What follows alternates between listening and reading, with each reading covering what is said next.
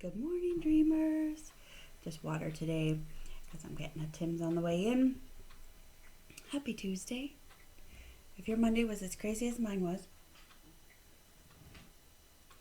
you need a Tuesday. It wasn't a bad Monday though. It was just rapid. It was funny because at one point I asked Jimmy, do you want to still do such and such, or do you just want to go home and rest? And he just said, no, we can do it. And then he says, the more you do before the crash, the better the crash feels. I was like, that's not a good way to live life. But you can have busy days like that with no issues. But the more you do before the crash, the better the crash feels. Sometimes it feels like that's what life is doing to us. We're just going until we crash.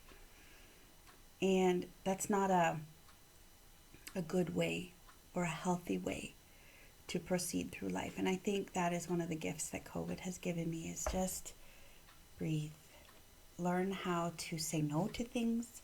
Learn how to slow down.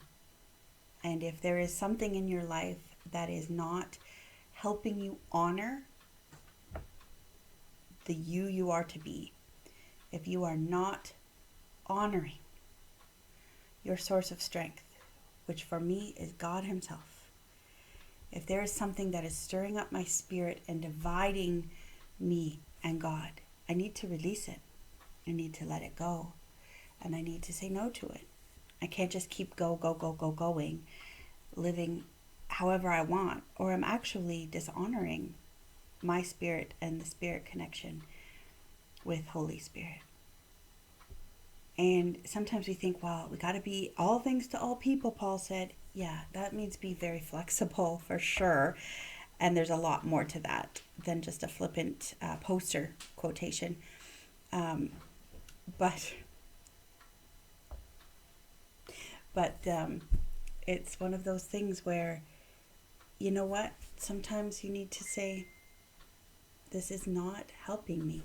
Remember that at one point I was talking with my mom about something. She just said, is anything about that relationship and how that relationship is playing out, is anything there conducive and helpful and pointing you back to Jesus? I said, no, that's what hurts so much. And she goes, well, the more you try to point them back to Jesus and the more they take you on and say, no, you're wrong, and, you know, the worse your spirit is, the less peaceful you are. So if you have worked so hard to have peace, you kind of got to maintain that too. Blessed are the peacemakers, for they shall inherit the earth. That's not peacekeepers. That's not just smooth everything out with an iron on an ironing board and make the wrinkles go away.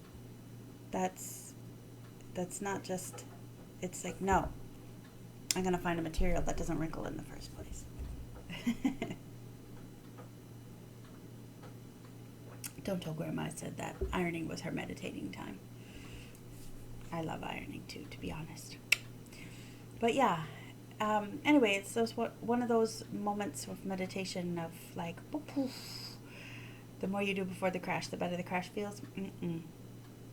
Might be technically true, but don't get to a place where you need to crash, right? Build a life where there is no crash. That's the attempt, the ideal. So if you're feeling pretty close to a crash today, release whatever it is that's disturbing your spirit.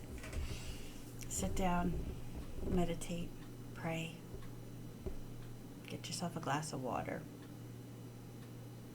Spend some time dreaming. What would life feel like if I didn't always feel I was on the precipice of a crash? And how do I get to that life? Just dream a little and have a great Tuesday. Bye.